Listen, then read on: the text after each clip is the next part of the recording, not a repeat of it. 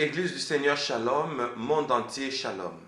Vous êtes très nombreux à nous suivre sur ces thèmes qui nous attirent tous.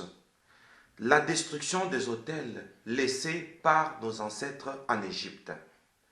Je suis le berger Moïse Lushikou, visionnaire de Messianic International Church, toujours dans le but d'apporter la parole au temps convenable à l'Église du Seigneur. Un phénomène vient de se passer à la nuit du vendredi 14 juin 2019 ici à Cape Town. C'était à 4 heures du matin. J'ai dormi et j'ai fait un demi-rêve. Dans ce demi-rêve, je vois une femme qui apparaît devant moi. Une jeune dame, brune de teint.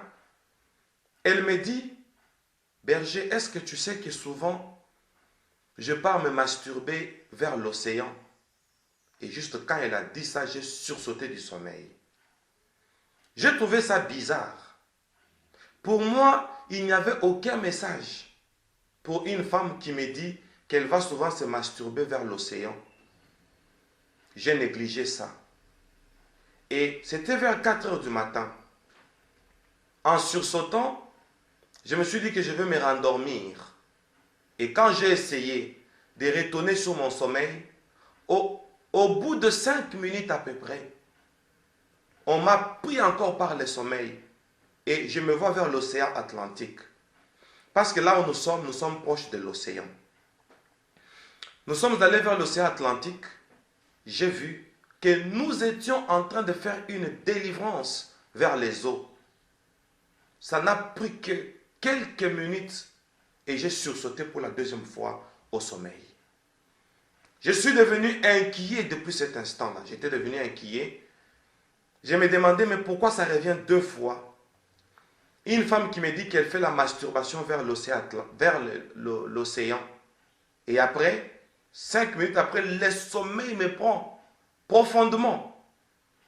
Et je reçois un message au bout de 2 ou 3 minutes.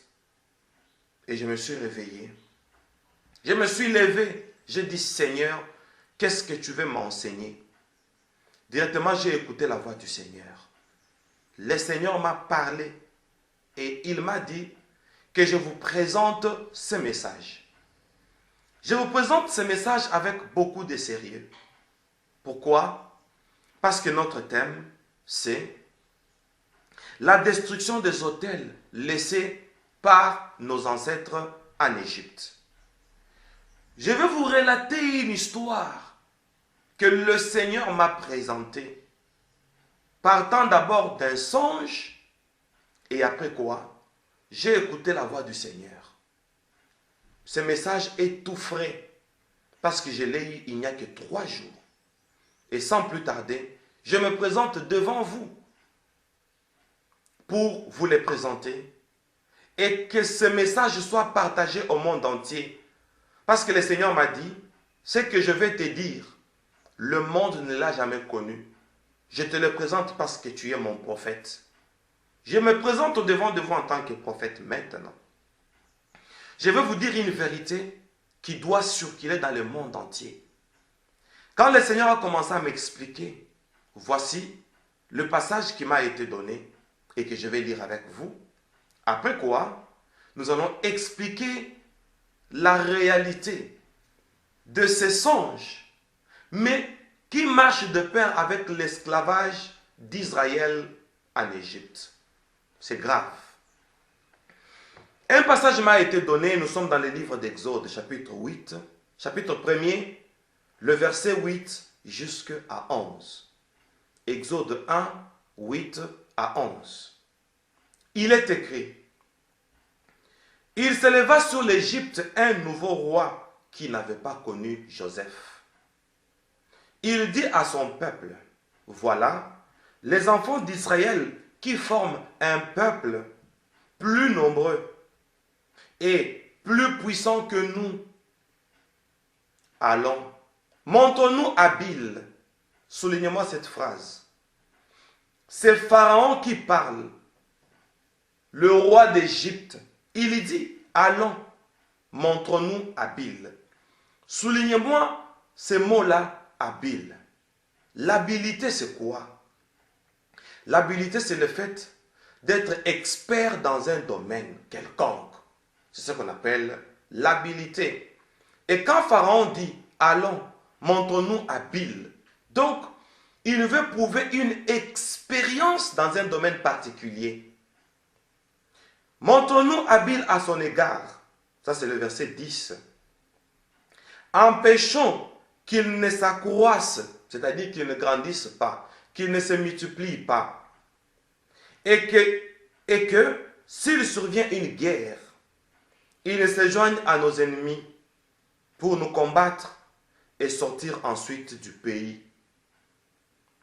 Et l'on établit sur lui des chefs de corvée, afin de l'accabler des travaux pénibles.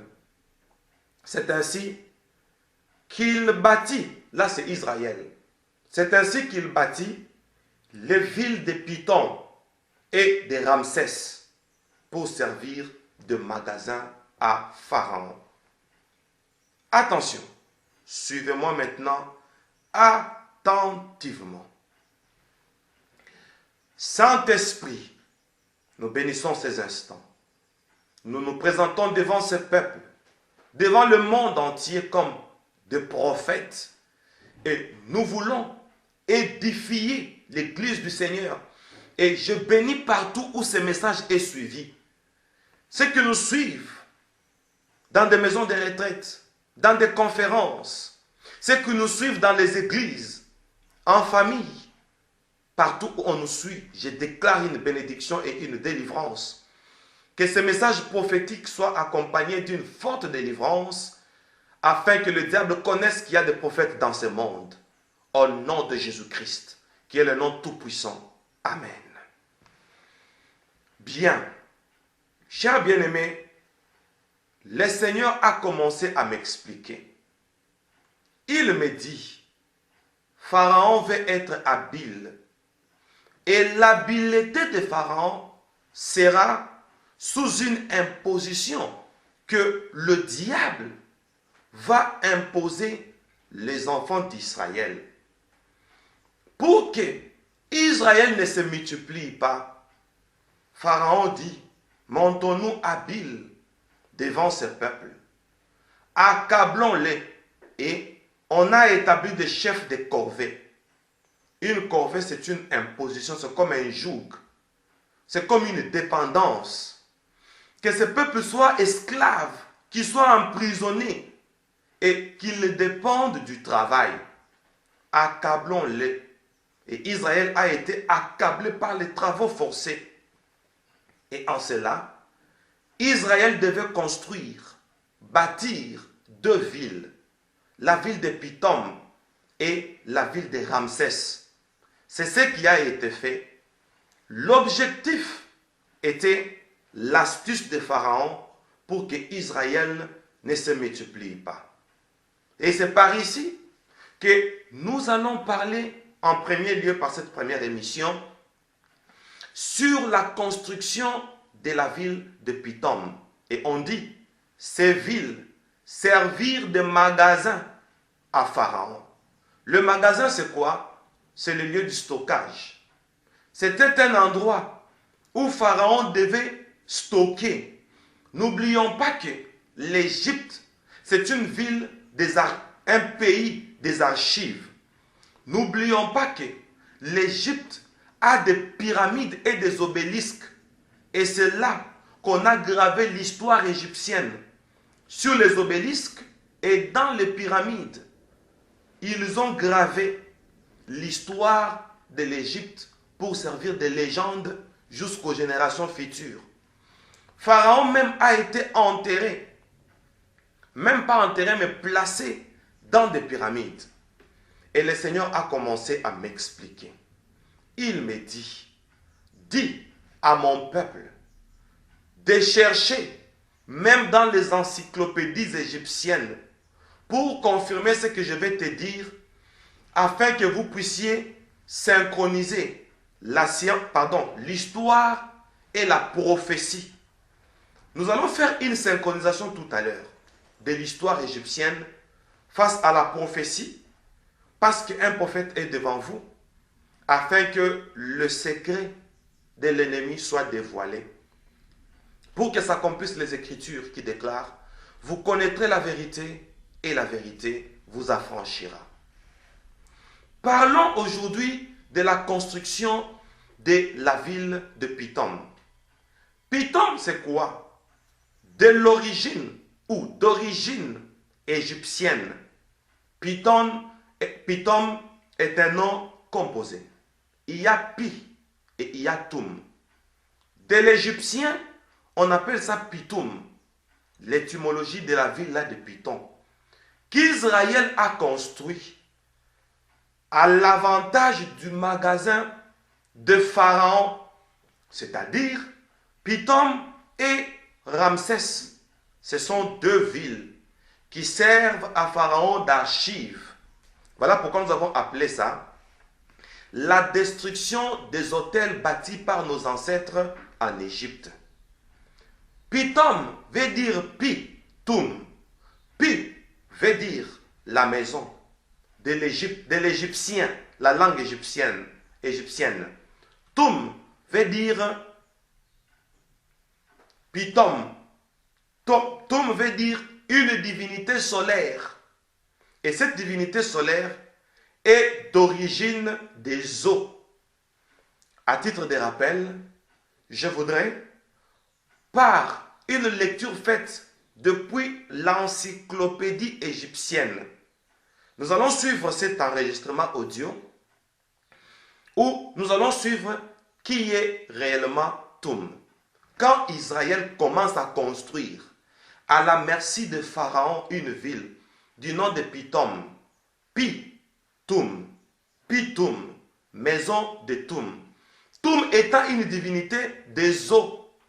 Cette divinité sort du delta du Nil. Vous vous imaginez, maintenant Israël a bâti la ville de Pithom pour que Pithom puisse quitter le delta du Nil, puisse venir habiter là. Parce que Pithom est une divinité démon qui s'engendre partout où on lui construit la maison. Et cela est dans l'encyclopédie égyptienne et gravé même dans les pyramides jusqu'aujourd'hui. Alors, suivons d'abord cet élément sur Toum. Atoum dit « J'étais solitaire dans le Noun et inerte. Je ne trouvais pas d'endroit où je puisse me tenir debout. Je ne trouvais pas de lieu où je puisse m'asseoir. La ville d'Héliopolis où je devais résider n'était pas encore fondée. Le trône sur lequel je devais m'asseoir n'était pas encore formé. » Bien. Vous avez suivi? Et regardez ces links que je vous envoie qui apparaissent sur vos écrans. Copiez-moi bien ces links-là. Les links que vous voyez là au bas de vos écrans, ces links-là, c'est la source d'une des encyclopédies égyptiennes, mais interprétée en français, comme vous venez de suivre cette lecture. Toum est une divinité, c'est un démon égyptien qui sort des eaux. Et voici, quand Israël est sorti d'Égypte, le premier obstacle, c'était la mer Rouge. Israël était bloqué vers la mer. Pharaon a poursuivi Israël parce qu'il savait que vers la mer, ils seront coincés. Israël a bâti une maison à une divinité de l'errance, le démon de la solitude, du nom de Toum. Ça dépend des versions, comme ça apparaît sur vos écrans. Toum a plusieurs appellations. On l'appelle Toum, on l'appelle Tim, on l'appelle Atoum. Il y a plusieurs appellations, mais c'est le même démon. Israël a bâti la maison pour un démon. Pourtant, ces démons-là proviennent des eaux. Les esprits des eaux viennent maintenant des eaux depuis le Nil. Maintenant, ça vient siéger en Égypte, dans la ville de Pithom, donc dans la maison de Toum. Quand Pharaon a dit, montre-nous habile vis-à-vis de ce peuple, ça veut dire, faisons une stratégie, créons un domaine. Pharaon a fait preuve d'une expérience. Voilà l'expérience de Pharaon, que les enfants d'Israël eux-mêmes bâtissent une maison pour cette divinité égyptienne, pour ces démons égyptiens. Et voici, Israël est sorti d'Égypte. Souvent, on nous parle de la destruction des autels. Je vous présente une destruction des autels laissés en Égypte.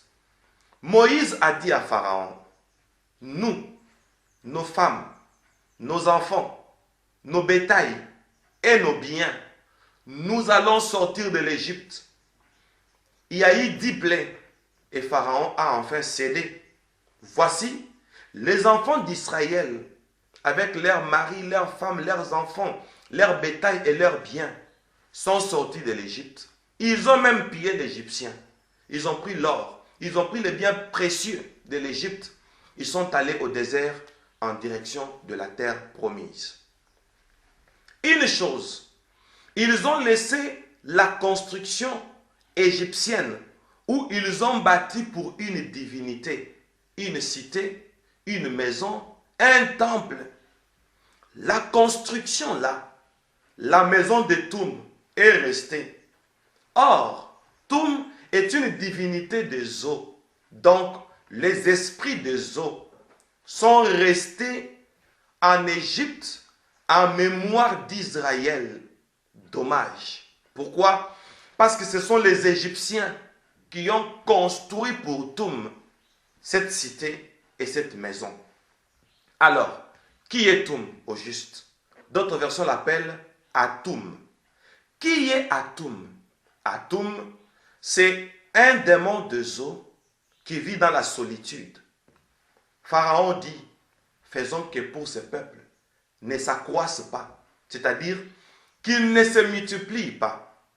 Et d'après l'encyclopédie égyptienne, Toum est un démon qui vit dans la solitude et c'est lui le démon de la masturbation.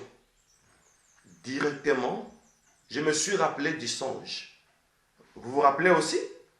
Une jeune dame brune qui vient et qui me dit, je pars souvent me masturber vers l'océan. Ce qui veut dire, on me montre combien les humains sont victimes d'une possession des esprits des eaux. Et là, j'ai compris combien le message du Seigneur était devenu clair. Donc, Israël, pour ne pas se développer, Israël, pour ne plus se multiplier, qu'est-ce que le diable a fait? Il les a poussés sous l'astuce de Pharaon à bâtir une ville afin que le démon de la masturbation vienne habiter parmi eux. Ainsi, les hommes vont se livrer à la masturbation. N'oubliez pas que les enfants d'Israël étaient possédés par un démon de l'impudicité. Et en un jour, ils pouvaient tomber même 23 000 en un seul jour. Pourquoi? Parce que les esprits des eaux étaient parmi eux. Et voici, quelque chose s'est passé. Toum ou Atum, pour qui Israël a bâti toute une cité, la ville de Pithom. Puis Toum, la maison de Toum, il est venu habiter là. Et quand ce démon est venu habiter là, et voici, quand on a bâti la ville de Toum, c'est-à-dire Pithom, Pitoum, quand Israël a bâti cette ville, ce démon qui était en train de parler, il est venu habiter là. Et le fait qu'il a habité là, les enfants d'Israël étaient sous une possession de ces démons. Pour qu'ils ne s'occupent plus de leurs femmes, pour qu'ils se donnent à la masturbation, Voici, les enfants d'Israël se sont contentés du plaisir solitaire. Pharaon est dangereux. Il dit, montre-nous habiles pour que ce peuple ne se multiplie plus. Ils ont tué le premier-né, mais ils se multipliaient toujours. Non, non, les mâles, voilà. Chaque fois qu'il y avait un mâle qui naissait, un garçon, disons, on les tuait, mais ils se multipliaient toujours. Alors Pharaon a dit, faisons-les bâtir 2 tours. Non, non, 2 villes. La ville de Pithom et la ville de Ramsès. Je ne parle pas encore de Ramsès. Il y a des choses à dire là-dessus. Le démon de Zo, qui est le démon de la masturbation, a siégé parmi les enfants d'Israël. C'est Israël lui-même qui a bâti le siège de Pithom, le siège d'Atoum, le démon solitaire. Le combat commence par là. Israël a bâti une ville pour les démons solitaires. Le démon de la solitude a commencé. En médecine, on dit, la masturbation est un plaisir solitaire. Voilà pourquoi le démon de la solitude combat les enfants de Dieu. Parce que c'est Israël lui-même qui l'a invoqué. C'est Israël lui-même qui a battu une cité pour le démon de la solitude. Commençons à comprendre pourquoi la plupart des enfants de Dieu se marient difficilement, démon de la solitude. La plupart des personnes qui n'aiment pas se marier, mais ils ont des moyens, le démon de la solitude.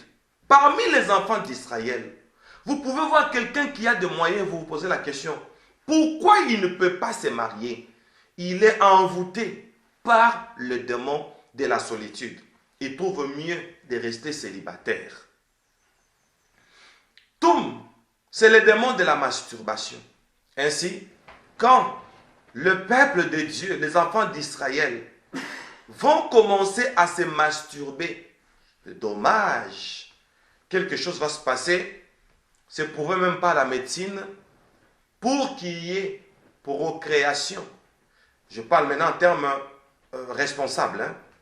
Il faudra que la sémence masculine, bien sûr, ait une teneur. Et par la pratique de la masturbation, la sémence va s'appauvrir. Et même si l'homme allait auprès de sa femme, cette sémence sera pauvre en teneur et elle ne va pas se féconder l'ovule. Voilà la haute stratégie de Pharaon qui appelle ça, qui dit ça, allons, soyons habiles à ce peuple. L'habileté de Pharaon, c'est que les enfants d'Israël deviennent solitaires vis-à-vis de leur vie conjugale. Et que cela serve de magasin à Pharaon. Le démon de la solitude commence par là. Le démon de Zo, invité par les enfants d'Israël, malheureusement. Et là, quand il siège parmi les enfants d'Israël, c'est l'interprétation de plusieurs couples qui se donnent le dos, qu'on appelle communément séparation des corps. Séparation des corps, esprit de divorce, esprit de dispute, esprit de stérilité, pas toutes les stérilités, mais pour ces cas spécifiques, les démons du plaisir. Pharaon pousse Israël à un plaisir, mais un plaisir stratégique qui se livre à un plaisir solitaire. Entre-temps, la virilité, la perte de la teneur de la sémence est prise par Pharaon. Et maintenant, les hommes là ne sauront plus féconder leurs femmes. Pourquoi? Il ne veut pas qu'Israël se multiplie. Le démon de la masturbation est venu là. Et chose étrange, le démon là, d'après la mythologie égyptienne, dans leurs encyclopédies, on dit que c'est écrit même dans les pyramides. Voilà le lien qui apparaît là, les liens qui apparaissent là. C'est là que vous pouvez voir tous les détails sur ces démons de la masturbation qui a siégé parmi les enfants d'Israël et la raison pour laquelle la ville de Pithom a été bâtie. Mon Dieu, c'est déplorable. Ce n'est pas fini. Dans l'encyclopédie égyptienne, les légendes démontrent que ces démons, à partir de ces masturbations, il s'est servi de sa sémence et il a procréé. Et les Égyptiens l'ont appelé la divinité de la création. Toum s'est servi de sa sémence. Il a procréé un fils du nom de Chou. Et qui est Chou? Nous allons suivre. Et après quoi, je vous dirai quoi. Suivons. Chou est attesté dans les textes des pyramides comme maître de l'air. Il en est la substance vivifiante, le souffle vital, le principe de vie même, qu'il est censé transmettre aux morts qui espèrent son intervention. Il commande au vent, maître des 4 vents du ciel. Chou régit aussi d'autres capacités vitales, comme lui et la concentration de la pensée. Il a même le pouvoir d'ouvrir le sein maternel et de donner la vie, celui qui est dans l'œuf, capacité qui découle de sa fonction d'ouvrir. Très étrange. Vous avez suivi vous-même et le lien est là. Regardez ces liens, écrivez-moi bien ces liens-là. Entrez même dans Google. Écrivez seulement Chou. S-H-O-U. Dans d'autres versions, ça s'écrit C-H-O-U. Qui est Chou? Chou, c'est le démon du plaisir qui est le résultat d'une masturbation. Regardez comment Satan est. Quand vous dites à votre mari, vous l'appelez Chou, automatiquement, vous lui donnez le pouvoir de ce démon Chou qui est le produit de la masturbation. Parce que le père de Chou, c'est Toum. Et Toum a engendré Chou par sa sémence, à partir d'un plaisir solitaire. Quand vous appelez votre mari Chou, et vous, mari, vous appelez votre femme Chouchou, et il y a des noms comme ça, Chou, Choudel, Chouchouna, tous ces noms, il faut faire attention. Et il y a d'autres personnes, quand vous aimez trop quelqu'un, quand vous aimez trop une femme, et vous ajoutez Chou en son nom, vous coupez la terminaison, vous ajoutez Chou. Je vais donner quelques exemples. Par exemple, je peux prendre n'importe quel nom, Elisabeth. Au lieu de dire Elisabeth, on dit Elichou. Voyez-vous? Au lieu d'appeler votre mari par son nom, vous mettez Chou à la fin de son nom. Le démon Chou existe. Oh mon Chou, mon chouchou. Ce sont des démons égyptiens. Chou existe. Le démon qui est issu d'une pratique de la masturbation. Quand vous appelez votre mari Chou, automatiquement ce démon-là, dont son père est originaire de Zo, il entre dans votre famille, il entre dans votre foyer, il vient s'intercaler dans votre vie de couple. Voilà la révélation que j'ai reçue le 14 juin 2019 à 4 heures du matin. Je veux organiser un programme spécial de prière afin que nous puissions briser les autels. Parce qu'on a bâti une maison à Toum. Toum, le démon de la masturbation. Toum a engendré Chou. Ces démons n'ont pas été attaqués par les enfants d'Israël. Ils ont traversé la mer Rouge. La mer est rentrée comme avant et l'armée de Pharaon a été engloutie. C'est bien. Mais les eaux lieues sont restées. mais les autels sont restés. Mais la construction est restée. Mais les pyramides sont restées. Et regardez cette photo que nous avons trouvée dans l'encyclopédie égyptienne. La photo qui apparaît là. Et je vais demander à la technique de me garder cette photo tout le temps que je suis en train de parler. Mettez-moi cette photo à côté. Regardez cette photo qui est à côté de moi. Vous voyez, le démon qui est assis sur la chaise là, sur son trône, c'est lui Toum. Et regardez un individu qui est agenouillé devant lui pour dire, devant la masturbation, tout genou doit fléchir devant moi. Et quand Dieu a vu cette idolâtrie, dans la jalousie de Dieu, Dieu dit à Moïse, dit à Pharaon, laisse aller mon peuple pour aller m'adorer dans le désert. Pourquoi? Parce que ce peuple commençait à adorer une pratique. La pratique d'une sexualité solitaire. La solitude. Le démon de la solitude.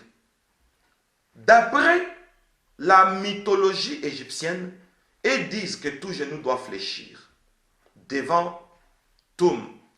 C'est le démon de la dépendance. Toum ou Atum.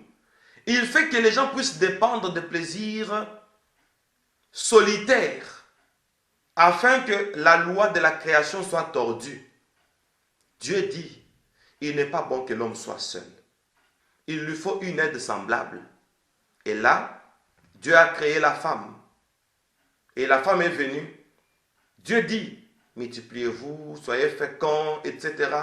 Et cela était très bon. Chaque fois que Dieu créait, il disait, cela était bon, cela était bon. Mais quand la femme est venue, Dieu dit, cela était très bon. La femme vient se distinguer de toute la création. Ainsi, les démons d'Égypte font que nous les hommes, nous puissions dévaloriser nos femmes. Moi, votre prophète, il fut un temps, quand j'étais encore plus jeune, j'étais gérant de l'un de nos hôtels. J'ai reçu un monsieur qui est venu. J'étais plus jeune, je n'avais que 18 ans, mais je gérais déjà nos affaires de famille.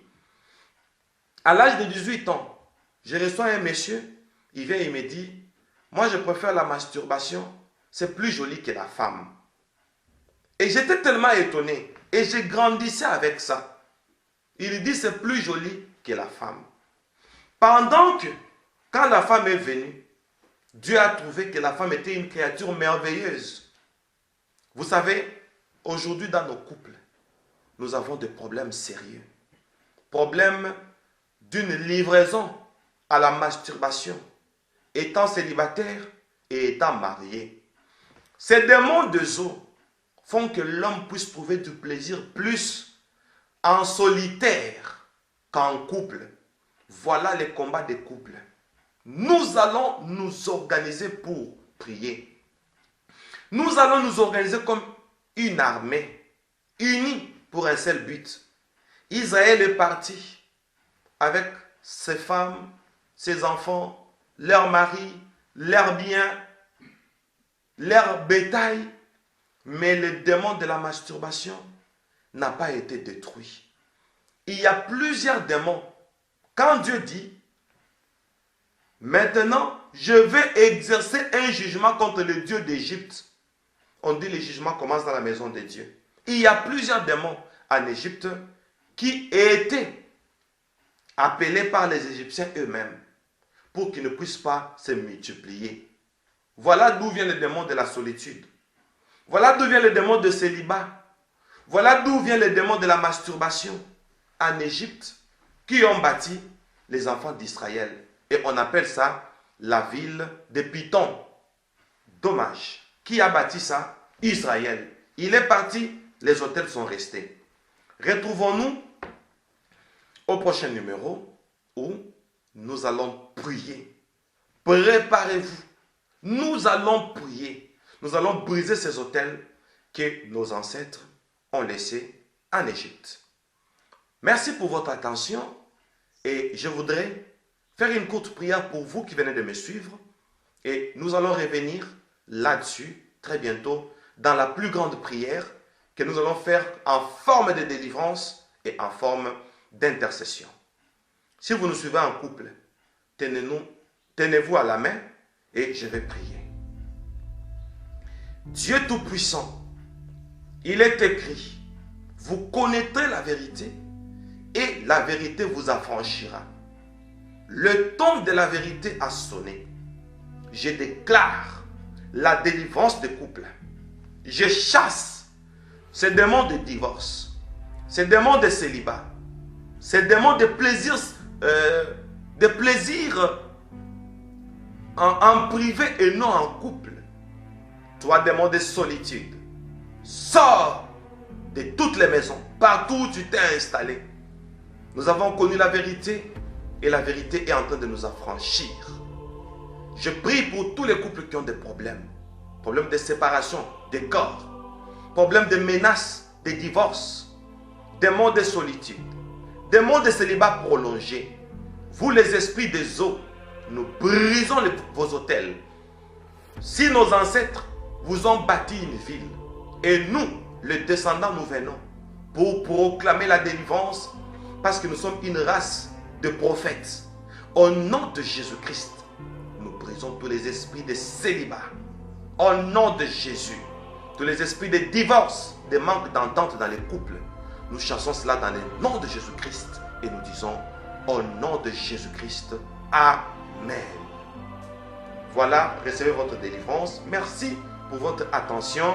Que le Seigneur vous bénisse et nous nous retrouvons à notre prochain élément pour une prière spéciale.